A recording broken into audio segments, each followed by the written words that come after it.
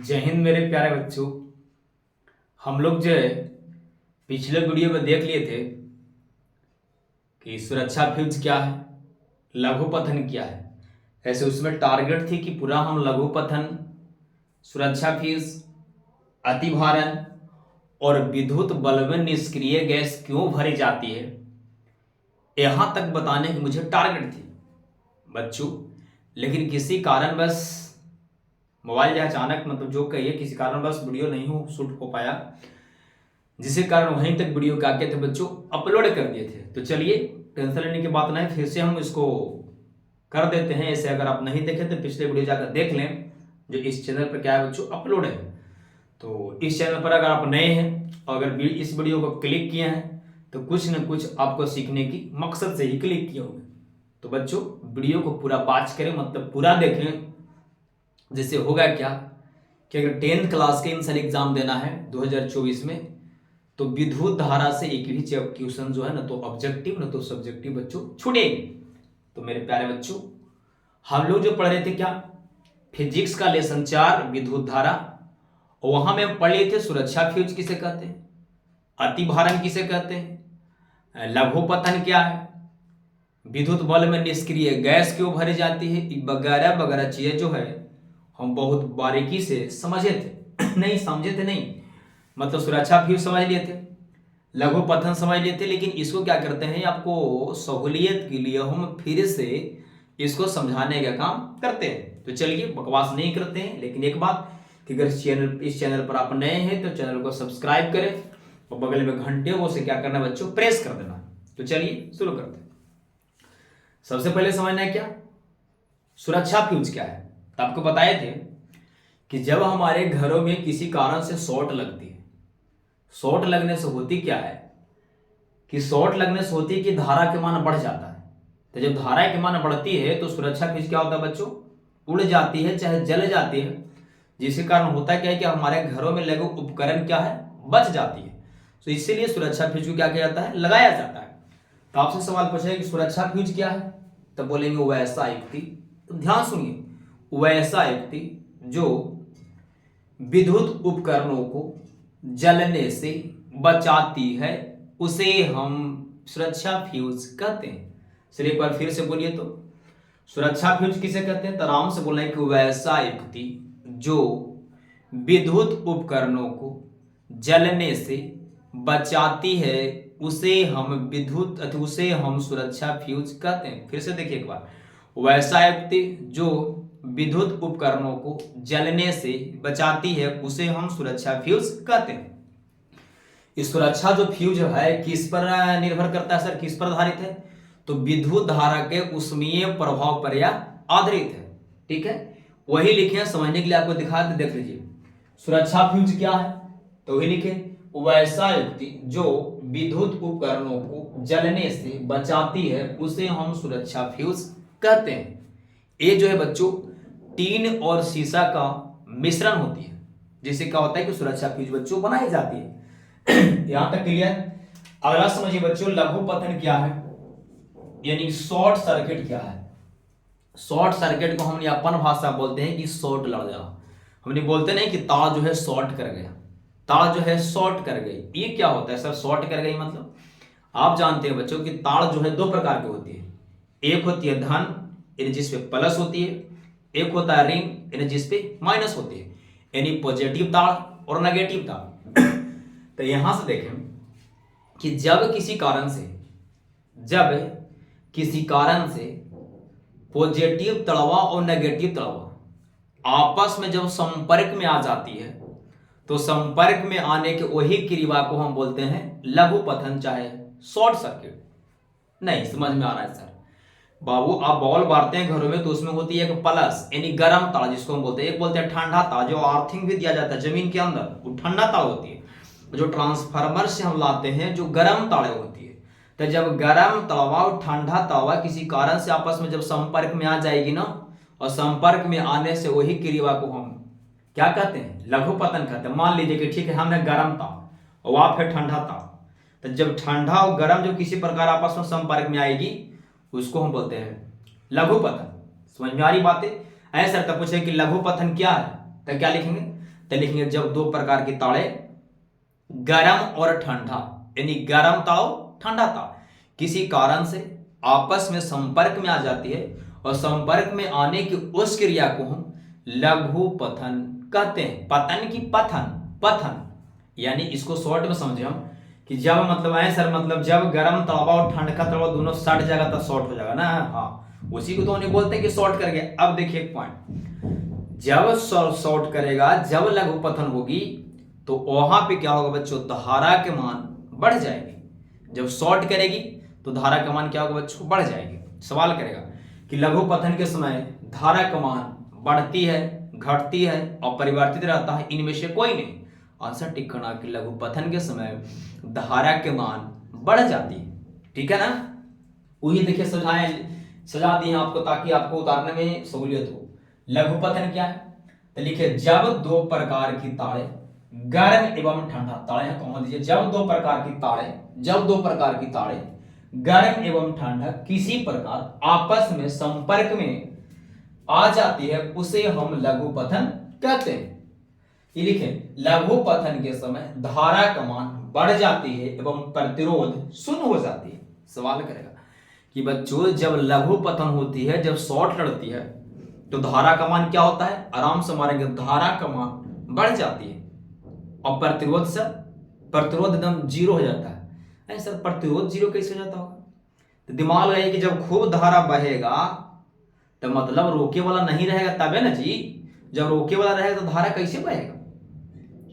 तो कह रहा है अभी जानबे कि प्रत्यथी लघु पतन होगा तो धारा के मान बढ़ेगा, तो धारा के मान बढ़ेगा, इसका मतलब प्रतिरोध शून्य होगा। तो यहां से पॉइंट समझो, दो पॉइंट कि लघु पतन के समय धारा का मान बढ़ जाती है, प्रतिरोध शून्य हो जाती है। अगला समझिए क्या है बच्चों, अतिभारण। अतिभारण जिसको बोलते हैं ओवरलोड। आप जरा समझिए, कभी देखे होंगे गाड़ी हो चाहे कोई चीज वस्तुएं हो, ओवरलोड, ओवरलोड माने चाहे तालों में बोलते हैं कि बहुत इसमें ओवरलोड हो रहा है, जिसके कारण तार जो है गल जाता है, चाहे गल के टूट जाती है। और एकरा हम फिजिक्स में बोलते हैं अति भारण। अति माने अधिक और भारण मतलब भार। अति माने ज्यादा बोलिए चाहे अधिक बोलिए, और भारण माने भार समझिए। भार को बोलते हैं लोड, बोल सकते हैं लोड बोलते हैं हमने। ऐसा तब पूछेगा एग्जाम में, हाँ पूछेगा कि अति भारण क्या है, चाहे अति भारण से आप क्या समझते हैं, अति भारण से आप क्या समझते हैं मेरे प्यारे बच्चों। तो अति भारण क्या समझे हम, कि जब कोई उपकरण मान लीजिए कि लगे हुए है, ठीक है, मान लीजिए कूलर लगल है, फ्रिज लगल है, कुछ भी लगल है, हीटर लगल है, तो ओकर कुछ ना कुछ क्षमता होती है जो क्या करता है, वोल्टेज को खींचती है, यानी धारा को खींचती है, चाहे धारा को क्या करता है, खपत करती है। ठीक है, मान लीजिए बच्चों एगो बल्ब लगल है, तो बल्ब की क्षमता होती नहीं कि हाँ ये 100 वाट के बल्ब है तो इतना वोल्टेज खींचेगी चाहे इतना धारा खींचेगी। होता है कि ना नियम, तो जैसे हमने कैसे होती है, हम देखते हैं तो हाँ हम 4 रोटी खाएंगे, अब 4 रोटी के जगह पर अगर हमारा 8 रोटी खाए लगे तो इजाद ही ना हो गया, अति भारने ना। बस वही चीज है कि जब कोई उपकरण का है कि आपको लगल है, ठीक है, और लगल है, जितना ओकर क्षमता है ओकरा से क्या करेगा, ज्यादा धारा की आवश्यकता पड़ेगी, ज्यादा धारा वो खींचे लगेगा। अरे बउआ, तो जब ज्यादा खींचे लगेगा तो तावा में ज्यादा लाइन जाएगा ना, ओकरे कहते हैं अति भार। चाहे ऐसे भी समझ सकते हैं, क्योंकि ताड़ ऐसे है और ताड़वा की जितना क्षमता उतना लाइन ही खींच रहा है। अब जब एकर क्षमता से ज्यादा एकरा में लाइन जाए लगे ओकरा हम अति भारण कहते हैं।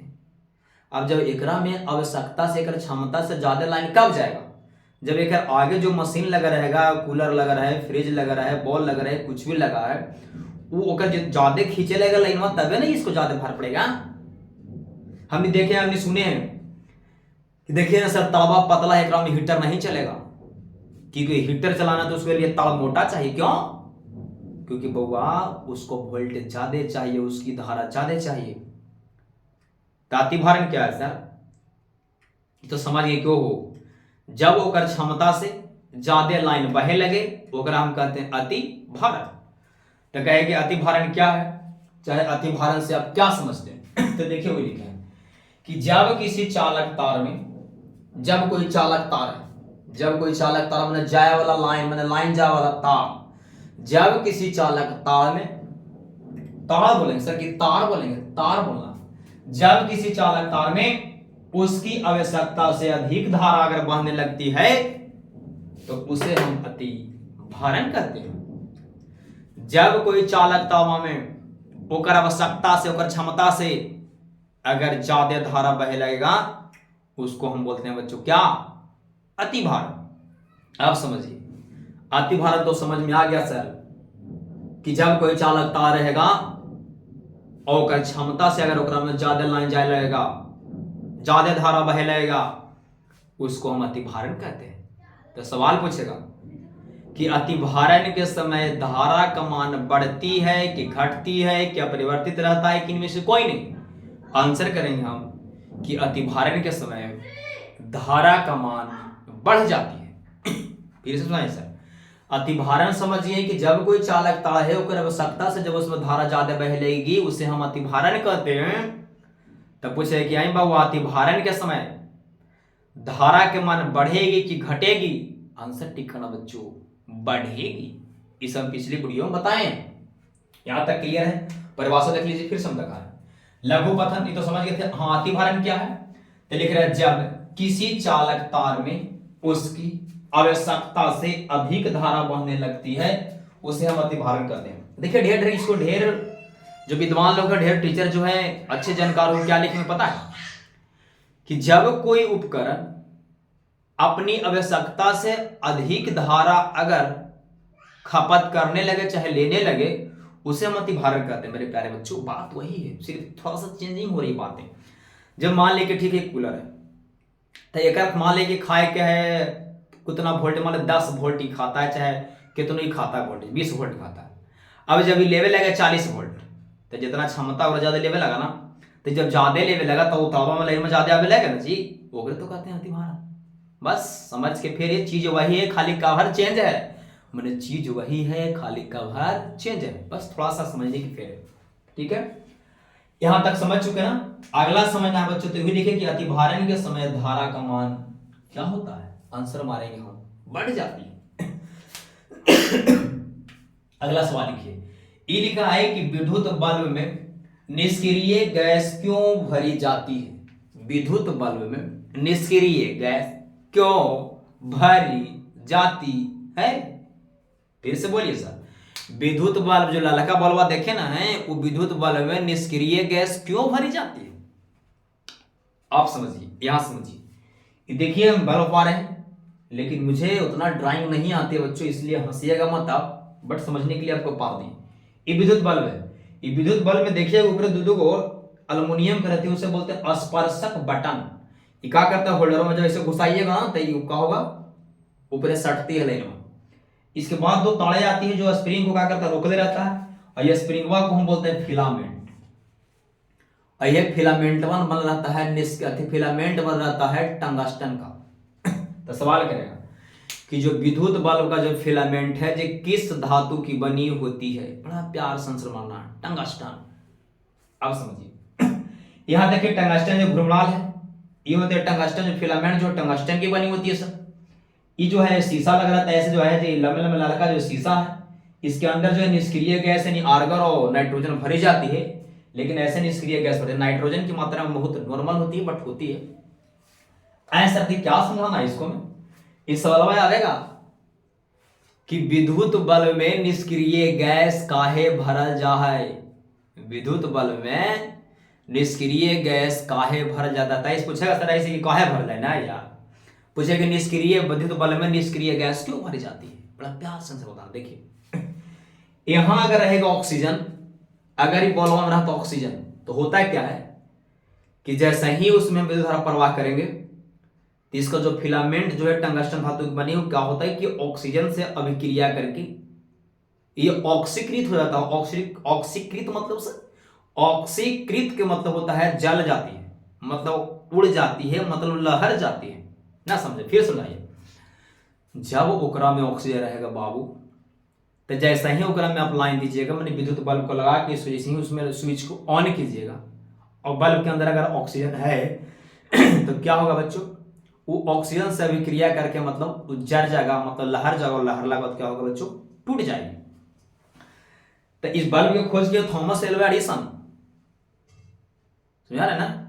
बल्ब की खोज की है थॉमस एल्वा एडिसन ने 99 बार बल्ब बनाए थे, लेकिन उनसे बल्ब नहीं बना था। 100वां बार में बल्ब बच्चों का कहते बना दिए थे। चलिए वो सब बात की बात है।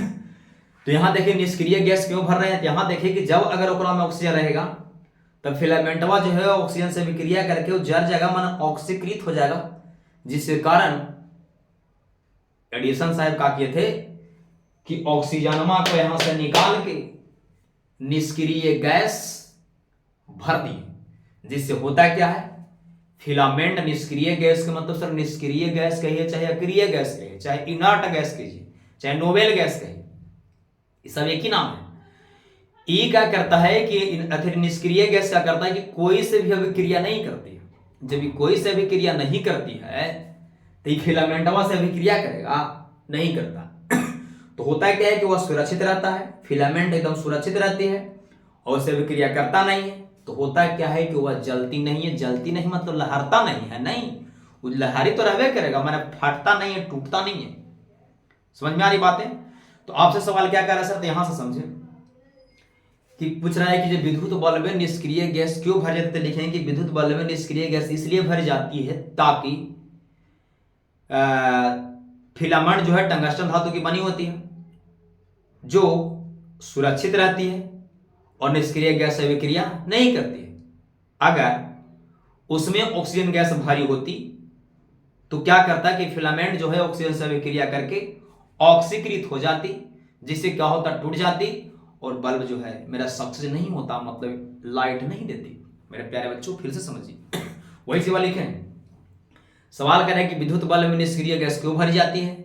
आंसर लिखेंगे कि विद्युत बल्ब में निष्क्रिय गैस इसलिए भरी जाती है ताकि फिलामेंट जो है निष्क्रिय गैस से विक्रिया नहीं करेगी और वह सुरक्षित रहेगा और वह आसानी से जलती रहेगा।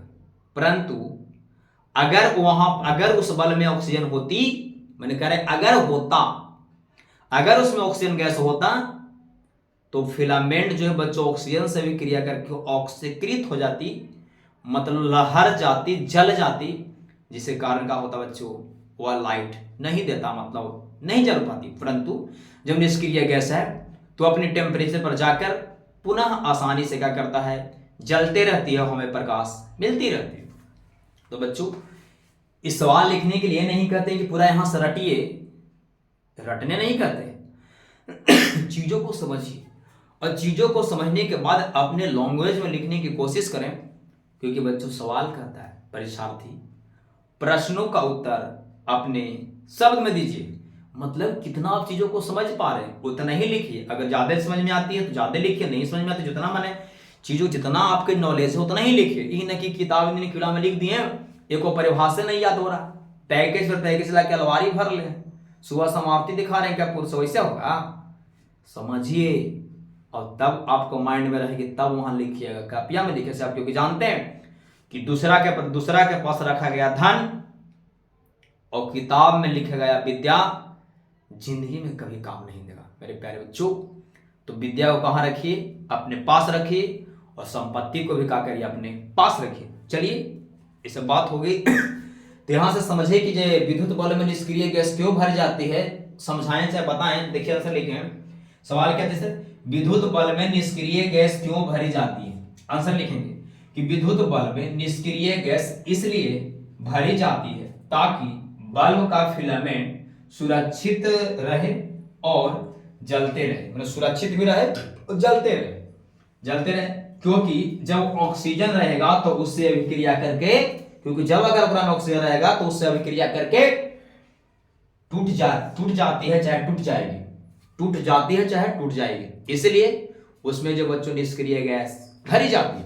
तो मेरे प्यारे बच्चों इस वीडियो को यहीं पे समाप्त करते हैं। तो ये वीडियो कैसा लगा वो एक कमेंट करके जरूर बताएं और वीडियो को क्या करना है अपने दोस्तों के पास शेयर करनी है और उनको बोलना है कि एक बार वीडियो देख के देखो, अगर परिभाषा नहीं समझ में आती है तो फिर हमें कहना।